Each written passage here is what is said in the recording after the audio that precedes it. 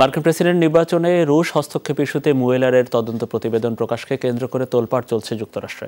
সারাংশের পরিবর্তে প্রতিবেদন বিস্তারিত প্রকাশের প্রস্তাব দেন ডেমোক্র্যাট সিনেটররা।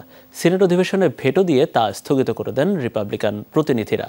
বিরোধী শিবিরের অভিযোগ, তথ্য বিকৃতির বিষয়টি আড়াল করতে প্রকাশ করা হচ্ছে না প্রতিবেদনের বিস্তারিত।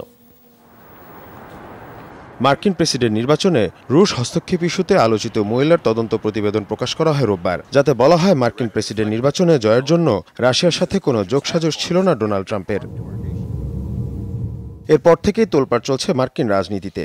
বিরোধী শিবিরের অভিযোগ, তথ্য বিকৃত করা হয়েছে মুয়েলার প্রতিবেদনের। বিস্তারিত প্রতিবেদন প্রকাশে সিনেটের প্রস্তাব দিলে তাতে ভেটো দেন রিপাবলিকান সিনেটররা। এই প্রতিবেদনের গুরুত্ব সম্পূর্ণ আলাদা।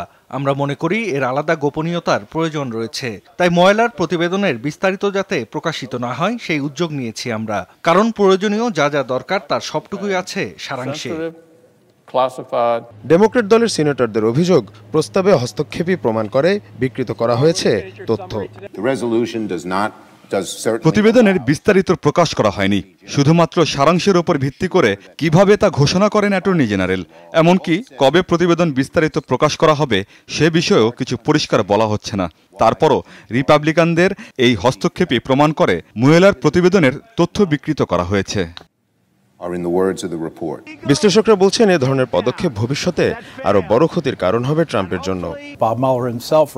মুয়েলের তদন্ত প্রতিবেদন নিয়ে যা হচ্ছে তা ভবিষ্যতে ট্রাম্পের জন্যই ক্ষতির কারণ হয়ে দাঁড়াবে, কারণ বিস্তারিত প্রতিবেদন প্রকাশ করতে যত দেরি হবে তত বেশি অবিশ্বাস বাড়বে সাধারণ মানুষের মনে।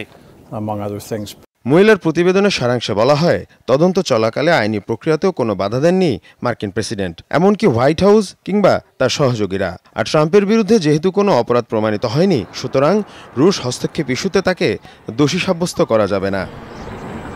মীর মুশফিক হাসান, যমুনা নিউজ।